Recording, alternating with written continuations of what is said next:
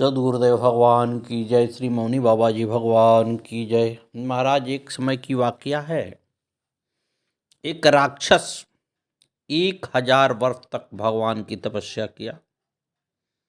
भगवान श्री ठाकुर जी प्रसन्न हुए, उसके सामने उपस्थित हुए। कहो, मांगो वर, क्या चाहते हो? उसने कहा कि प्रभु, आपके गाल बड़े सुंदर मुलायम लग रहे हैं। प्रभु ने कहा कि अपना उद्देश्य बताओ, तुम किस लिए मुझे याद कर रहे थे, क्यों तपस्या कर रहे थे? उसने कहा कि आपको खाने का मुझे मन कर रहा था। हमने मानव खाए, दैत्य खाए, दानव खाए, सब कुछ खाए, लेकिन मुझे पता चला कि आपका मांस बड़ा सुंदर है, आप बड़े खूबसूरत हैं। तो हम सोचे मुलाकात कैसे होगी, तो ये बताया गया मुझे कि बिना तपस्या का प्रभु नहीं मिलते। तो अब आप जो है मिल गए हैं और मेरा आहार बन जाइए। ठाकुर जी ने कहा कि कैसे खाओ? कहे आइए, धीरे धीरे, पहले गाल खाएंगे, टांग खाएंगे, हाथ खाएंगे, पेट खाएंगे, धीरे धीरे करके आपको खा जाएंगे। प्रभु ने कहा देखो, ये तो काम कर सकते हो, लेकिन इस जोनी में अभी ये दुर्लभ है तुम्हारे लिए, ऐसा कर नहीं सकते तुम। इतनी योगिनियाँ, इतनी सिद्धियाँ हमारे आसपास रहती हैं कि जैसे ही हमको छूने का कोशिश भी करोगे, जल के खाक हो जाओगे। तो राक्षस ने कहा कि प्रभु, ऐसी बात है तो मेरे वरदान का क्या होगा? तो कहे कि ऐसा है कि कालांतर में गंडकी नदी में शालिक राम बन के मैं आऊँगा, और उसमें तो कीड़ा बन के पैदा होना, और जितना जी चाहेगा तुम शालिग्राम को खूब खाना। तो आज भी श्राप है, आप देखेंगे तो शालिग्राम जी गंडकी नदी से ही आते हैं, और कई कई शालिग्राम जी पर देखेंगे तो कई कलाकृतियाँ उस पर दिखाई देती हैं।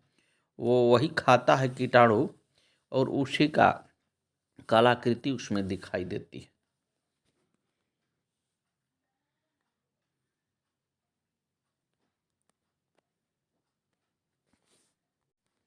महाराज, एक सीधा साधा नॉर्मल परिवार की लड़की एक संत से मिली। उसने उनसे गुहार लगाई कि महाराज, मैं सिविल सर्विस का तैयारी कर रहा हूँ, आपकी कृपा हो जाए तो मैं पास हो जाऊं।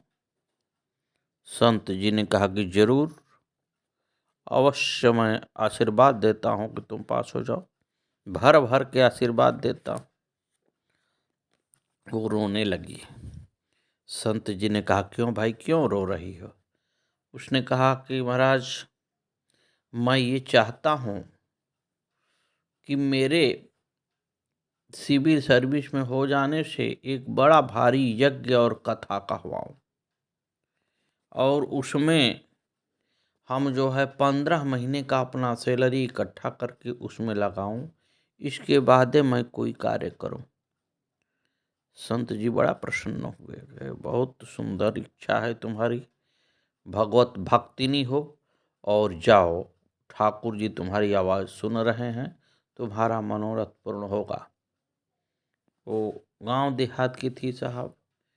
उस परिवार से वो लड़की बिलोंग करती थी जहां कभी कभी भोजन भी नसीब नहीं होता था। उसके पिताजी बा मशक्कत उसकी तैयारी कराते थे। लड़की पास हो गई, श्री हरि की कृपा हो गई, पास हो गई। तो उसने अपने वेतन से जो 15 महीने का वेतन रोक रखा था, उससे बड़ी भारी उत्सव कराया, भंडारा कराया, संत भगवंत को बुला के वस्त्र वगैरह दान दिया, खूब यज्ञ कराया, खूब चकाचक उसने व्यवस्था किया। तो ये होता है साहब, जो मिडिल परिवार होता है ना, ये बड़ा आस्था रखता है, प्रभु पर बड़ा विश्वास रखेगा, आस्था रखेगा, इसी से वो पास हो जाता है। और जहाँ आस्था डगमगा गई ना, वहाँ काम बनने वाला है नहीं। वेद में जो लिखा हुआ है इसको ध्यान दें।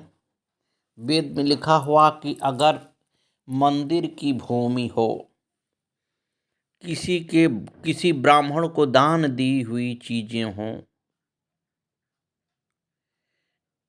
कोई गौशाला की चीज हो, उसमें जो भी व्यक्ति अतिक्रमण करता है, मंदिर की जमीन को नुकसान पहुंचाने की कोशिश करता है या हड़पने की कोशिश करता है, किसी ब्राह्मणों को दान दिया हुआ जमीन वो लेने की कोशिश करता है, तो हमारे वेद में लिखा हुआ है कि 60,000 वर्ष तक वो व्यक्ति विष्ठा का कीटाणु बन के भोगता है। इसलिए महाराज हम तो यही कहेंगे कि हम सभी को सावधान रहना चाहिए। किसी मठ मंदिर की अगर जमीन है तो हड़पने के बजाय दो हाथ अपना दे दें, वो अच्छा है। लेकिन कभी ऐसे नज़दीक जाके अतिक्रमण ना करें, अन्यथा कई खानदान आपका नुकसान हो जाएगा। आजकल हम देख रहे हैं लोग जो है मंदिर की ज़मीन है और हड़प ले रहे हैं लेके, अगर जो है मिला तो खूब मज़ा ले रहे हैं, नहीं होगा तो दूसरे को बेच दे रहे हैं, दूसरा दूसरे को बेच दे रहा है, वो अपना मकान खड़ा कर दे रहा है।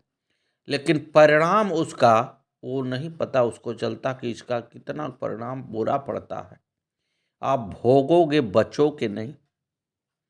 ये ब्रह्म वाक्य है कि तुमने मंदिर की जमीन को कब्जिया रखा है, उसका उपभोग कर रहे हो, जिसमें भगवान का वास है, भगवान का घर है।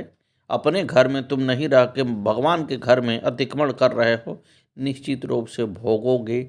आज नहीं कल उनकी निगाह जाएगी तो तुम दाना दाना के लिए मोहताज हो जाओगे। तब तुमको याद आएगा कि प्रभु क्या चीज़ है। मिस्र देश में जुनैद नाम के प्रसिद्ध पुरुष हुए हैं। प्रसिद्ध मुस्लिम संत यूसुफ हुसैन अपनी युवावस्था में उनसे दीक्षा लेने पहुँचे। 4 वर्ष के लगातार उनके साथ रहने के बाद जुनैद ने एक दिन उनसे आने का प्रयोजन पूछा। उसके बाद एक छोटा सा बक्सा लेकर अपने एक मित्र के पास नील नदी के उस पार सुरक्षित दे आने को कहा। यूसुफ हुसैन नाम पता लेकर चल दिए। उनके मन में यह जिज्ञासा रही कि आखिर इस बक्से में है क्या। जब नहीं रह गया तो अंततः उन्होंने अत्यधिक उत्सुकता में जैसे ही बक्सा खोला, उसमें से एक चूहा निकलकर भाग गया। अब यूसुफ हुसैन बहुत पछताए, मगर क्या कर सकते थे। जब वे बक्सा देकर आए तो जुनैद ने कहा, यूसुफ, अभी तुम परम ज्ञान के अधिकारी नहीं हो। मैंने तुम्हें एक चूहा सौंपा था, तुम उसकी रक्षा नहीं कर पाए, तो अपने हृदय में परमात्मा को कैसे धारण करोगे। उसके लिए तो बड़ा संयम चाहिए। बिना संयम के सिद्धि दुर्लभ है।